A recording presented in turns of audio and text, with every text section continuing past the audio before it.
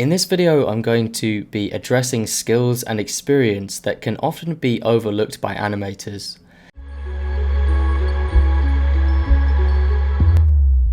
If you want to improve your animation skills, consider looking into these subjects in more depth. They might just help you to make better animations. Firstly, I need to clarify that this is written with the assumption that you're a somewhat independent animator who creates and oversees the whole of the animation's production. So some of these skills may not apply if you're, for example, an effects animation specialist or a compositor. First point is a technical understanding of cinematography. By this I mean how photography and cinematography works. You don't need to be an expert, but having a basic understanding gives you a major edge.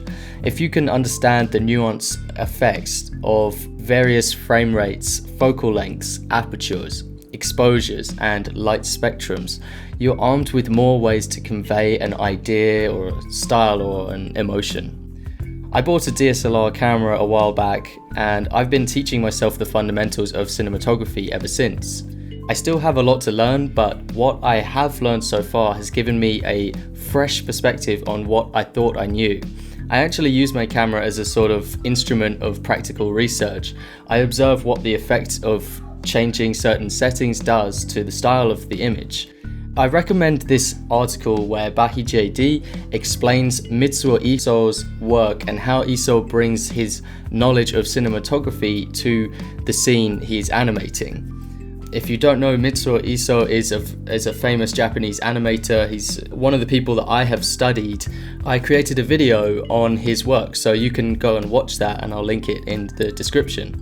I'm not going to show too much about this film, but I just want to show how in one scene an informed understanding of how a focus shift works with a lens can add a little bit of authenticity to the work and create a sort of an effect that I quite liked. With this, there's a focus shift from the background to the foreground, so the foreground comes into focus here if I step forwards, and then he turns around. I mimicked how an actual lens works. I had the background, the midground, and the foreground on 3 different layers. As I shifted, you see moving through here that first, before the foreground character comes into focus, the midground comes into focus, and then the foreground comes into focus. So it moves through them. It's like a ripple effect. And this is actually what happens when you do a focus shift on a camera, on a telephoto lens. Knowing that from my research using a camera, I then brought that knowledge to the scene that I was animating and added an extra sort of layer of authenticity to the whole thing. I actually really like that effect, and if I had enough time, I would have done it even more so. So I would have built more layers in and had the ripple go through all of the layers. And I quite like that effect because as the focus shifts, it doesn't just shift between 2 layers, it shifts all the way up, and you can follow that ripple all the way through to the foreground element. So yeah, learning about the mechanics of a camera and how they work can really help you with animations, and this is just one example of that. Next point is acting experience. Animators, including myself, appear to often concentrate on the technical aspects of an animation, but one of the most important aspects of character animation, which can sometimes be overlooked, is the sincerity of the performance. I found that if you become comfortable with handling the animation fundamentals, the technical skills will become second nature and will require less concentration. And when this happens, you'll be able to give more of your focus to the performance itself. So I've got a few recommendations for people who want to improve their acting performances. I recommend this video by Windsor Cunningham. It's actually a 2-part video, and he discusses some interesting techniques to create an authentic acting performance. The guy's a bit crazy, but if you actually concentrate on the techniques he's saying, they're really interesting, and they do seem to work. There's also a free course taught by Caine, which I found to be really interesting and helpful, and it's free to watch on YouTube. Music and film vocabulary. One thing that strikes me about successful directors is their rich vocabulary, and that's not just for film but also for music. So one of the things you can do for film vocabulary is to force yourself to explore more films. Don't watch the same film more than 3 times. For example, you can set a rule like that. Or you can say, when you're watching a film alone, make sure it's a different film that you haven't seen, and then when you're watching films with friends, you can then allow yourself to watch films that you've already seen if it's what other people want. That's the kind of rule that I set for myself. When it comes to music, I have found that Spotify is great for discovering artists you would not know about. So every artist profile on Spotify has a page that's filled with related artists. I've found a wide variety of music by playing through this page of related artists. It can send you down a rabbit hole of music that you didn't previously know existed. I've also heard that Pandora is quite good for this. And in fact, most modern music stations have this kind of thing in, if you're not listening to like the radio. So I saved this point as one of the last points because I'm about to go off on a big tangent with it, as it's what I'm currently focusing on. And so this is design taste. Don't fall at the last hurdle by giving your animation a lazy looking design. And by the design, I mean the packaging of the film, like the title and the end credits, the posters and things like that. This is all sort of the branding of your film. If you imagine your film as a product, the product has to have a lot of marketing with it. And with this marketing, the best thing that you can do to improve the way you market it is to improve your design taste, especially when it comes to the title card. That's what I'm looking at right now. What I've realized when creating the title card is that it's disproportionate to the amount of time it takes to make. So a title card can actually it can actually be done quite quickly, but it counts for so much in comparison. It makes a huge difference and a huge impression on the audience. So choosing and creating a nice end card for your animation could only take an hour or so, but it raises the quality drastically. So I can't teach you how to just be a better designer in this video, but I will say that a key discipline of any designer is restraint. Choosing what not to put in your animation or in your design is perhaps just as an important choice as choosing what to actually include in your animation. So if you think of Apple's not an animation, it's a company, but Apple is one of the most successful companies in the history of the world, and they did it by choosing what not to do rather than being distracted by all the potential things they could do. In creative pursuits, where you can make anything but shouldn't make everything, this approach can be very useful. As an exercise, I recommend that you design a title page for your animation project, the animation project perhaps that you're currently making. I've done this for my latest film along with additional thumbnails and a title font. I actually found the process of creating this title page and the title font to be very useful. I had to capture the personality and themes of the animation in a single image, in a single font in fact. It forces you to really consolidate your idea of what the film is all about and the personality of the film. I started off with this one as my first exploration. So this is again borrowed from the font, and then I kind of went over it as well, just to alter the personality a little bit. And with this one, my own critique of it was that it was a bit too shaky. It didn't know exactly what it was, but I liked the sort of the starkness of. I liked how it was all in caps. Because it's not an elegant piece. If I think about the film as a personality, it's a bit stark, and it's quite bold as well with the exposition. So I felt like this was a step in the right direction, but it could be honed a bit more. I was again looking on, these were some additional lines which I put in just very subtly, if you look. some extra lines, ended up taking them out.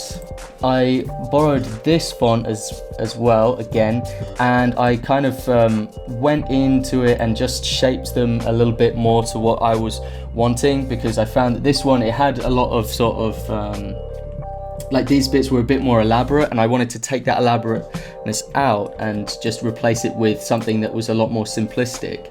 So again, used the same technique, found a similar font on Dafont, modified it to give it the personality that I wanted, and then I started to add the details. And so my first idea was this sort of just very minimal lines that resemble two mountain faces. It's an encounter, and these two mountain faces lead down to the encounter, which, if you think about it, that's kind of what happens in the film.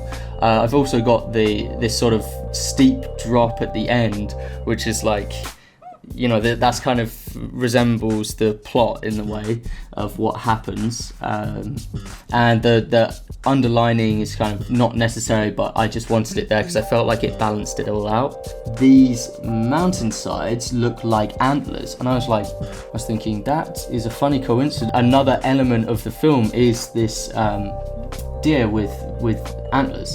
Oh yeah, I also tried some masking techniques where I had a little forest inside the title, but I found that if I squinted my eyes, the values of that, it kind of distorted the text a little bit too much, so it was hard to read. So I wanted to sort of keep it fairly clear.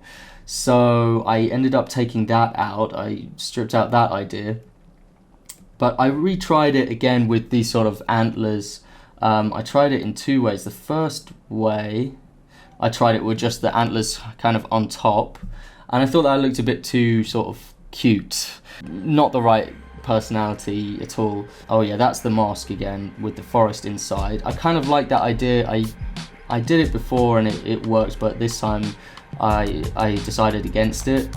And then the larger antlers, and here I tried to make it so that it looks like it could be antlers or it could be two mountain faces.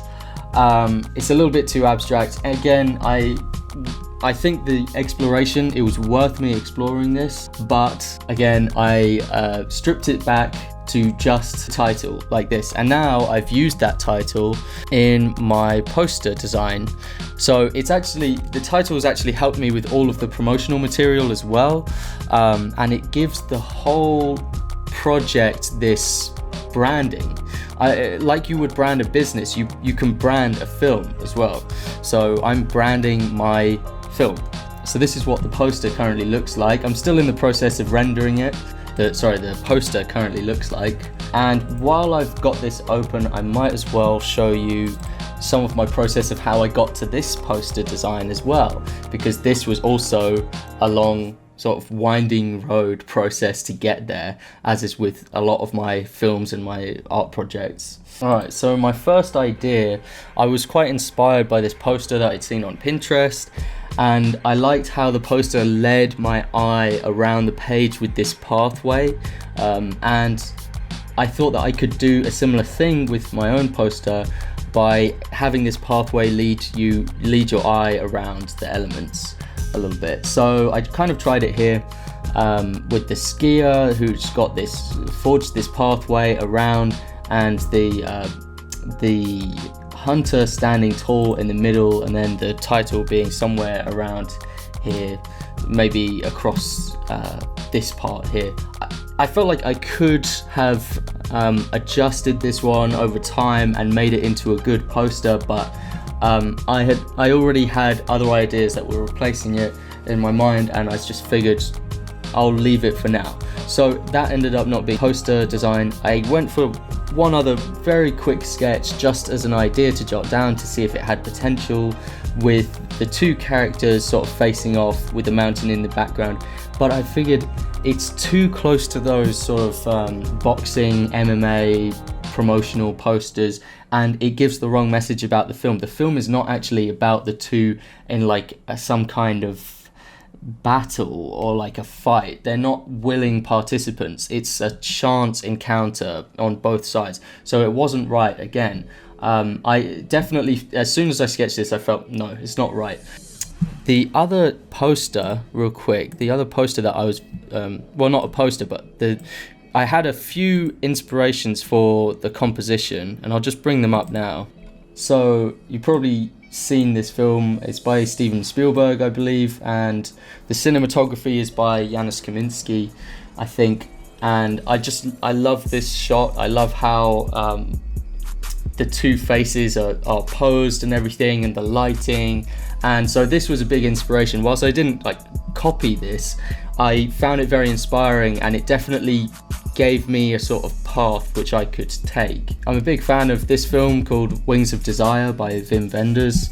I like the feeling that this composition evokes, and whilst I didn't take it directly into my work, it was a source of inspiration. No, I had this piece, the next one I drew was this. So this was a very rough sketch again, and it has the mountains in the foreground and the two characters sort of back to back in the background, and the poses reflect more of their sort of personalities and their characteristics. So I think this was definitely a step forward, much better, and I think I can improve it, and if I spent more time I would improve this even more, but again, time was a big restraining factor for me. So, and I made it into one of those double exposure pieces that are very much the trend these days. So that's when the sort of the background is contained within the two characters like this.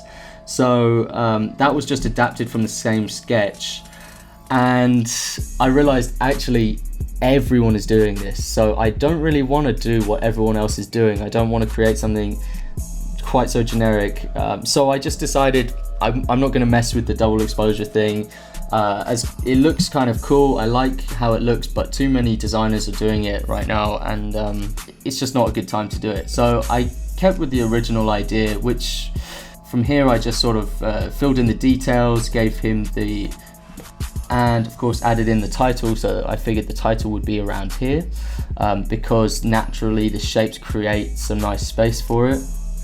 And after that I adjusted the sketch a bit more, so I brought his arm down because it was just at a weird angle and it was a weird shape. So then that changed into this basically. So I've done a lot of things with the painting since then, but that's basically how it evolved to be this.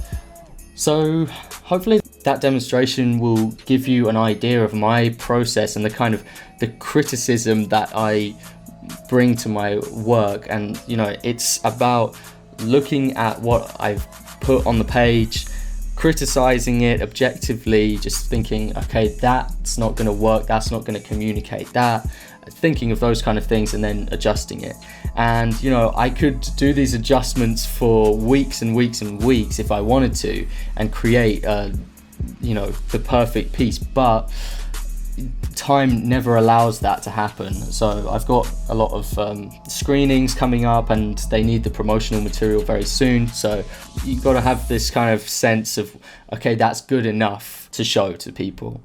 So yeah, back to the main points of the video then, I guess. Lastly, I wanted to mention soft skills.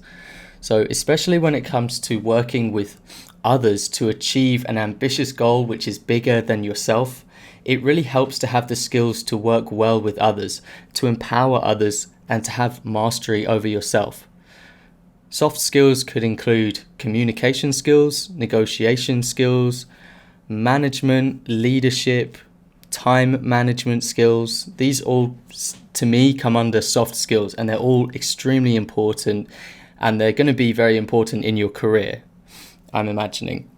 There is a lot that I could say about these soft skills, but it's too much for this video, so instead I will recommend quickly some related books that I have read recently, which I've found very helpful and interesting in this area.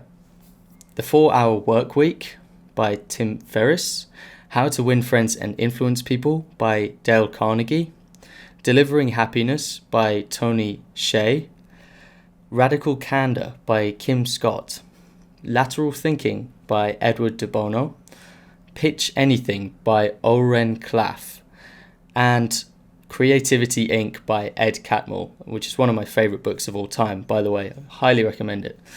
All of these books are really helpful, so I suggest you go check them out. I will try for this video to sort you out with affiliate links. Check the description for them. If not, I will just have the names of the books so that you can find them easily. Let me know what video topic you would like me to cover next in the comments. I have a lot of cool videos planned for the future, including I'm going to be bringing back the Sakuga Studies series very soon, so I know a lot of you have been looking forward to that. Check out my Patreon page if you would like to support the production of these videos and gain access to exclusive content. And I'll see you in the next video. Goodbye.